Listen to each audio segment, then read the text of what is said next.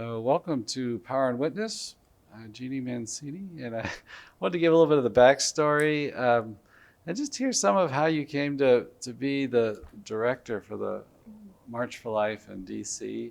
Sounds like an exciting, it's a big deal when Nellie Gray passed away to her eternal reward, and you took over this big march. What was, walk us through that. Okay, well, thanks. And it's an honor to be on your podcast, Father Mark. Thanks for all you're doing to build a culture of life.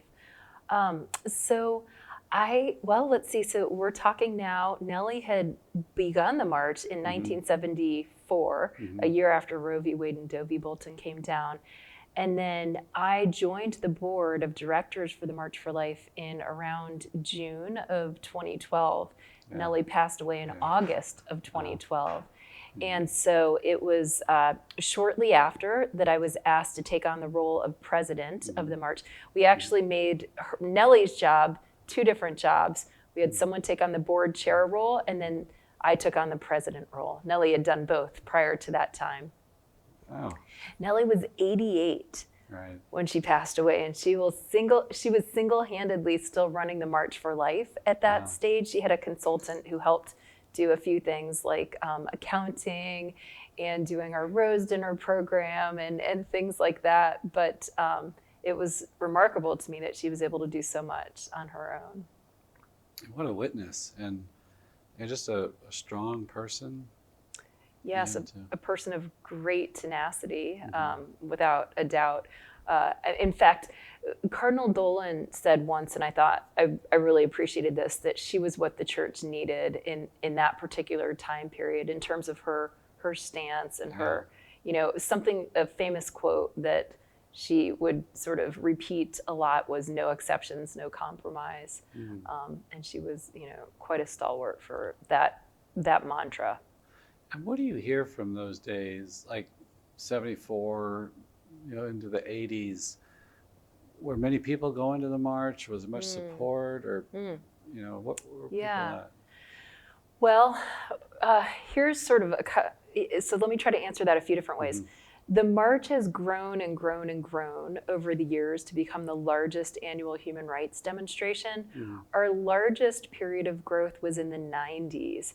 And it was as Catholic churches and schools particularly were starting to bus students in. And so it was in the 90s both that the march grew and grew and grew, but also the age demographic came down exponentially because to start it was mostly, people who were in their 30s, 40s, 50s that were attending the march, and the hippies weren't taking a time out right. to help out. But these days we've got the large majority of marchers are the age of 25 or under. So it changed. Interestingly, though, you mentioned the 70s and the 80s. That's the time period where abortion was sort of on the rise, I would say. So in other words, the actual number of abortions and then people who self-identified as being pro-choice, that kept increasing until the late 1980s and early 1990s when it hit its peak. And then since then it's been going down, which is positive. But we still have a lot of work to do in that area. And why do you think that is? Well, I think I think that there are a lot of factors that are at play there. I absolutely believe that advances in science and technology have had a massive influence on people becoming more pro-life. So you can't say that what's in a woman's uterus is a lifeless blob of tissue when you have a 3D ultrasound that's showing a heart beating at 6 weeks or 8 weeks. I mean, it's just not true. Right. And people know that when they hear their ultrasounds, when they see them. So I think just that incredible perspective that we have now of the development of the unborn child and how that's so inherently beautiful and kind of converts people themselves. So that's a big piece of it. I think another part of it is people's lived experience. So at the March for Life, we always have someone share their testimony of regretting abortion. And even for your listeners, it's important to focus on the fact that there's always hope and healing, because anyone that we're talking to, we're in a culture of walking wounded right now, and many of us have been impacted by abortion, whether it's our families or our friends or our own choices. And it's so important to share that message of hope and healing. But I have yet to meet a woman who was strengthened by an abortion experience. And so many share those testimonies. And I think that's going a long way in building a culture of life. Yeah. And I know the pro-choice side has tried to get their people to witness to it. And I've seen them sometimes at the march, but it just seems like forced. And it's like they're trying to be bold and everything, but it just doesn't seem authentic. And, you know, obviously I've got my viewpoint, but I don't know, it's just not convicting, you know, when you talk about the pro-life, from the pro-life side and their experience. I remember being in seminary, Bernard Nathanson came and gave us a talk, and he was so, he was very kind of a dry speaker, but he had a great, every now and then he'd throw in something very funny, but he had this picture, it's a famous picture, they were doing like a, I don't know if you call it prenatal surgery, like operating on a child in the womb. Perinatal, yep, that's right. Perinatal surgery, yeah. Okay. And the child is in the mother's womb. They got a picture. You don't see the child's head, but the hand is reaching out and grabbing the finger of the doctor. You know, it's like what a normal baby would do, right? Or born baby. And I just remembered at the time, I mean, it was kind of striking, but it took me a while to really get the power of it, probably just later reflecting on it. But I remember he was so focused on this image. Now, this is a guy that wrote the manual, or he brought abortion into New York and laid down the game plan of how you get this in. Yeah. And he was saying how powerful this image is. This image is. Yeah. I think Bernard Nathanson could be credited in some ways, if you were going to name like one single person, of course it was a conglomerate, but of sort of the legal architect of abortion, or the architect of legal abortion in the United States. And then of course he had this massive conversion. I want to just talk a little bit more about that image, that surgery. So the image is called Hand of Hope. Yeah. I've met the photographer, but more importantly, I've met the little boy whose hand came out. And so Samuel Armas is his name. He's spoken, I think he's spoken at the March for Life, one of our early ones, but he certainly spoke at Family Research Council when I worked there. And he had spina bifida, and he was having surgery on spina bifida, and that surgery was very successful. And Samuel's gone on to college and has graduated now. He sometimes needs, I think, to be in a wheelchair, but for the most part was able to live a very normal and active life. And he has a little brother who also had spina bifida. It's genetic. And his brother wasn't a candidate for the surgery, so he's been much more impacted by it. But that picture is so powerful, the picture that you described, of that little baby's hand coming out and grabbing the doctor's finger. It's very special. And I guess it contrasted with his whole kind of, his affect, his personality was like really dry. And it was like, you're really moved by this. I guess it just really struck me. But I've heard that from a number of pro-life activists, that the images, people, you know, if they see what abortion is, they're not going to reject it until they see what it is. And it's hard to put yourself in someone's perspective, but I can imagine that Bernard Nathanson, because he did tens of thousands of abortions in his lifetime, and I think he was probably haunted by that. And to just see that little baby come out and to think of how many of those little ones were snuffed of life, that must have been so powerful for him. And what a powerful witness and testimony of hope and healing, you know, after being involved in such, you know, a magnitude of abortions. And you talk about the church, like getting behind the march. I remember talking to Eva Montaigne. Great, she's so great. She's the organizer for the Walk for Life in San Francisco, and she was telling me that, because I remember they had this big march in South America somewhere, and she said it's because the church really got behind it, you know, and mobilized it, and that's what I see in the March for Life, is that I was telling you earlier, we'd go every year as a seminary, and I went sometimes after too, but you know, just that great big mass at the Shrine of the Immaculate Conception, where it's like, I mean, there's people like, like into the aisle, right? I remember walking because we would serve and serve the mass, and like just to get down the aisle, you'd have to turn your shoulders. There's so many people Yeah. and bishops up there. It's so powerful. It is so powerful. Yeah.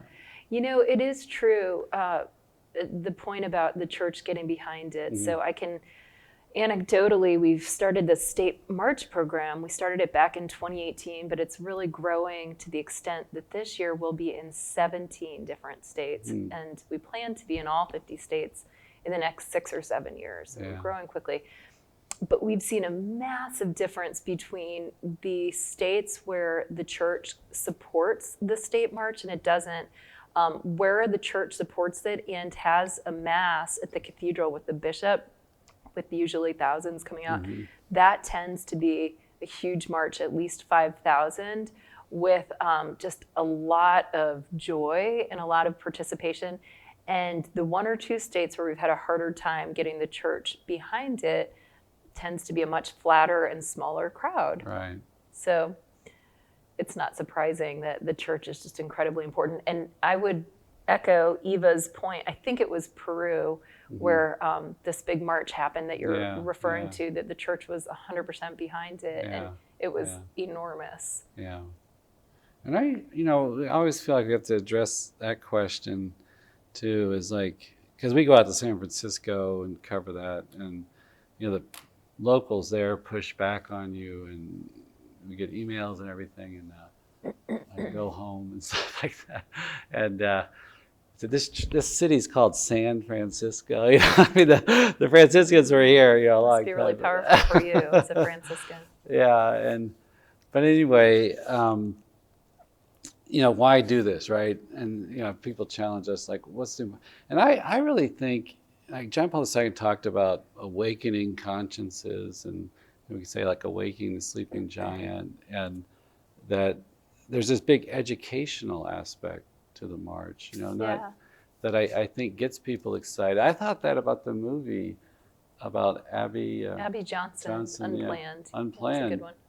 And I thought, I was kind of dreading seeing it because, oh gosh, it's so gruesome, all this stuff. And but I felt like it moves the needle. I felt like it moved the needle for me in preaching. I said, Mark, you got to preach on this more. Wow. And I think that's what marches do. That it's like this is a big issue. Are you excited by that? Are you trying to do something about it? Yeah, and that public witness, it's such a good point. In a way, I get asked a lot, is it really important to march? Because isn't the spiritual side of it so much more important? Which is true, the spiritual side is more important.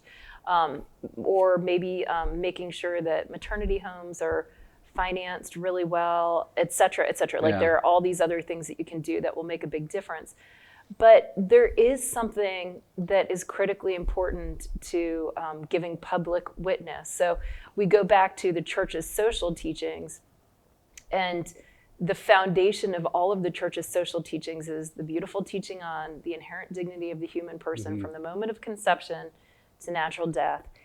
And sadly, just that very simple but profound message is countercultural today. And so to go into the public square, whether it's your state capitol or the United States Capitol, and to just stand positively, hopeful, with love, but just to stand giving witness to the inherent dignity of the unborn person is a very powerful sign to others. And it does bear a lot of fruit. I mean, when many people come together, it bears fruit and testimony to our political candidates and our elected officials, but it also gives testimony to those of us who are there, but to others who are in DC. One story, and I'm rambling here a bit, but the former head of NARAL Pro-Choice America, we were talking about Bernard Nathanson. He at one point was working with NARAL Pro-Choice America, but about 15 years ago, the president, Nancy Keenan was her name, was in Washington, D.C. the day of the March for Life, and must have gone out for a lunch meeting or something, and so saw these hordes of young people around with their signs and with their joy. And she made a decision that day, which she later acted on, that she was going to step down from her job because she realized that their side was losing the young people. And she thought that it was because they had a marketing problem and that she needed to hire someone younger to market to young people. But we, of course, know that it was really the product that was flawed that they're trying to sell to young people, not a marketing problem. Right. But the crowds, the people, the joy, it does give testimony. It changes hearts and minds. You know, one year in San Francisco, I think it was Michael Savage, that conservative talk show host. Yeah. He's got like a boat in San Francisco, and he was having lunch, and the walk goes by, and he was saying, I said, what are all these people doing? All these young people out here protesting. And he talked about it on his show and everything. And it got his attention. You could hear the excitement to see like young people, for something positive, and that's what I was sharing with you, my experience too, like the march, especially when I was in seminary, we'd go and it was like a big family reunion. You'd see people, different religious orders, priests or whatever. And it just such a great spirit of communion, kind of the family of God. And two, so I think it makes you realize you're not alone. And that too, we have this mission in the world, right? We're supposed to bring these values into the world and not just be in our own house, so to That's speak. right. Yeah. That's right. I know when we were interviewing for the TV show, we were talking about a quote, and I went back last night and I was just trying to remember the document and look at the quote, and it's Christi Fidelis Laici, which St. John Paul II wrote to the laity and talked about how the temporal reality, so our world, and in his words, with its economic and its social and its political problems and its grave difficulties, which I think we can agree that there are grave difficulties, that it's the mission field of the laity, and that we are called to be salt and light. And that is so powerful to me because that's what the March for Life is about. We're being salt and light in the temporal mission field of a culture of life. Yeah, and just like to see those young people, it's like so infectious and everything. And I just jumping back a second to the states marches, it makes perfect sense that we've been fighting this battle on the federal level, and now it's shifting to states. We've had 4 states amend their constitutions, 11 more I think are in the pipeline. Yeah. And that's where the battle is now. And I don't know if people realize, because when it happened in Ohio, I was like, what? I thought, I was like, they're amending a constitution? It's like, this is serious. And in my view, I guess maybe I shared this earlier, but I thought we're going to win this because pro-lifers are in it for the long haul. It's like the pro-life motivation doesn't go away, right? It's intrinsic. It's a gospel of life. It's intrinsic to the gospel. Like you said, the dignity of the human person, made by God, called to be with him forever, that's part and parcel of what Christianity. So we're going to have that, but these are big losses. If you change a state's constitution, that's not easy, right? To go back. It's not easy. So what's happened now with these ballot initiatives is that the pro-life policy question has gotten taken out of the normative, which is more of a legislative process, and it's kind of on the fast track, unfortunately, and a much graver track with these, if these ballot initiatives are enacted, because it's much harder to undo a constitutional amendment than it is to undo a bad law.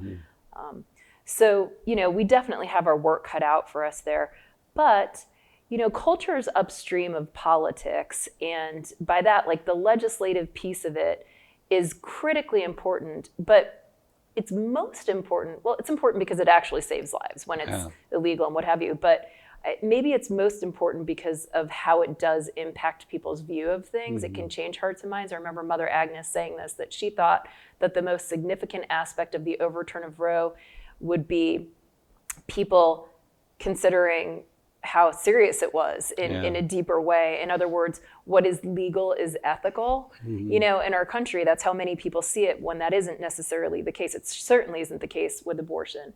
Yeah. And so we do work to change the laws, and we'll continue working at these ballot initiatives. We're going to figure it out. Right now, we're in kind of what I would describe as a cultural earthquake reverberation of the overturn of Roe.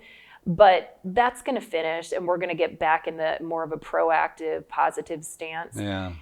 In the meantime, the far more important and loftier and harder goal is changing hearts and minds and building a culture of life. And the way that we do that is by changing our own lives, becoming, more of who God wants us to be, more loving, having great priests like you, Father Mark, having great families, and continuing to grow the culture of life in that way. Right.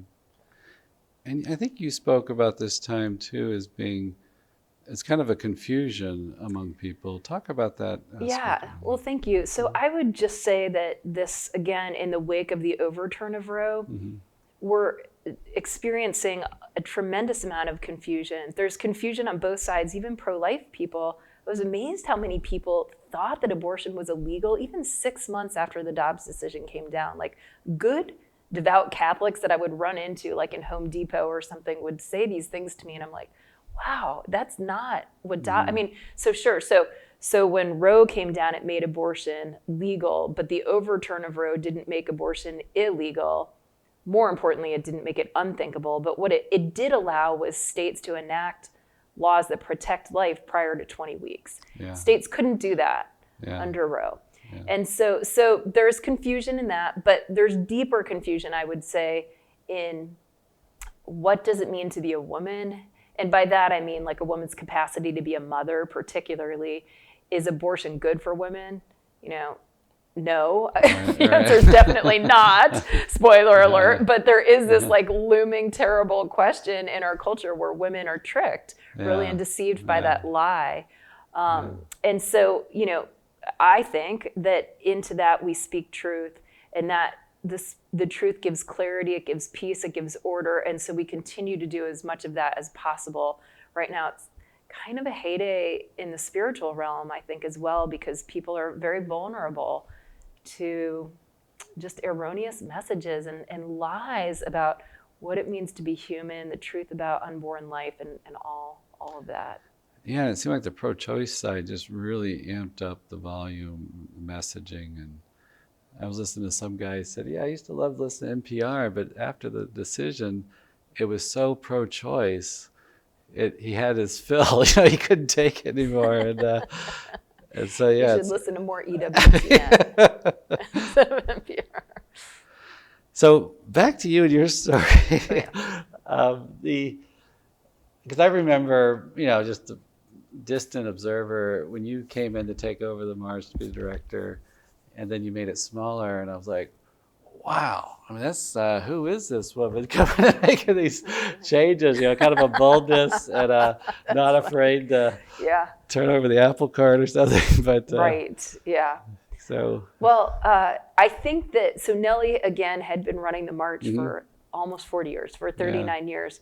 So, and it's only by standing on her shoulders that we're doing what we're able to do today with the march. But there was a lot of low-hanging fruit right away. I mean, there are a lot of things that we could do to just make a big impact. And when I was appointed the role of president, there were a few things that people made very clear to me as priorities. And it just made sense to me too. Which one was social media, another was outreach to non-Catholics. And a third, as we joked about a bit, was shortening the rally, which was a cultural shift, frankly. It had gone on, 3+ hours sometimes. And so really trying to keep the rally to an hour and to get, sort of famous people in, and people that would attract young people. So big names in terms of bands and what have you. Celebrity. So we've moved a lot in that direction. Celebrities, sports figures, etc. Yeah, and I like to hear that, because it was like it was a collaborative effort. The spirit was moving the community as a whole and stuff. And, it definitely was not. I can't take credit for those things, not at all. And So the future, we talked about the states marches and any future things for the march in DC that you see coming? Or? Yeah, well, I continue to see us just growing in breadth and impact because there's been I'm sure, Father Mark, you've used it, but there's been this famous Winston Churchill quote after, for him, it was the Battle of El Alamein that he was referring to, and he was asked, is this the end? Meaning, is it the end of World War II? And he said, no, it's not the end. It's not even the beginning of the end, but perhaps it's the end of the beginning. And I love that to think about with regard to a culture of life. Like, we've moved from this chapter of the road chapter in our country, and now we've moved into the next chapter. And so there's no lack of work to be done in terms of building a culture of life, making abortion unthinkable. So we continue to grow in that way. We will stay in January. We've been asked a lot if we'll move to June, but we've discerned it not once but twice. Yeah. And we're staying in January, and we'll continue, I believe, to grow as we need to, and to speak truth into this confusion in our culture. And the makeup of the march, what percentage is Catholic? Do you have any idea? Or? I would guess about 80% is Catholic. I mean, it's the backbone of the March for Life. And then like young people, like mid-20s, younger would be 75 to 80%. Whoa. Yeah. Wow. So young. Yeah. Lots of young families, lots of schools, lots of colleges. Yeah. We always have a college or a high school hold the banner at the front of the march. So. Yeah. Yeah, I think it's just like a great lesson in civics, too.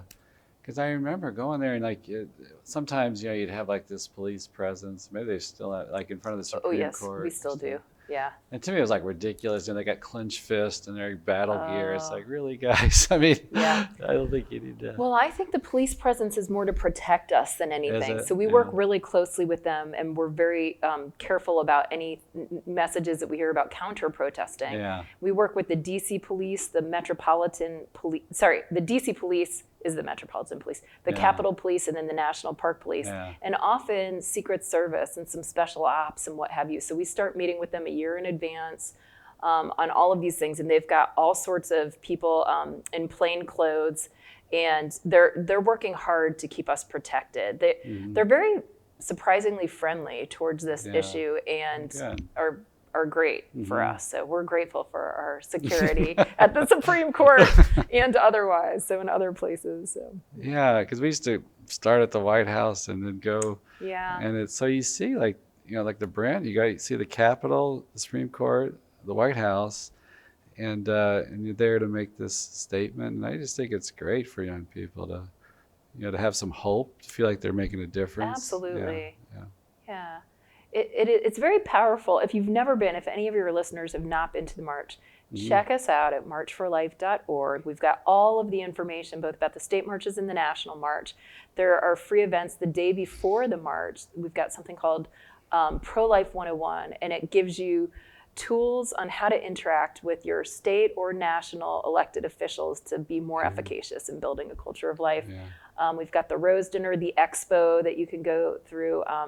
There's even our March for Life Action has a wonderful breakfast the morning of the march right on Capitol Hill. So there's so much happening. We have a concert right before the march. It's the Danny Goki Band this year. So check us out because there really is just so much happening and so much hope, as you say, Father Mark, so much hope.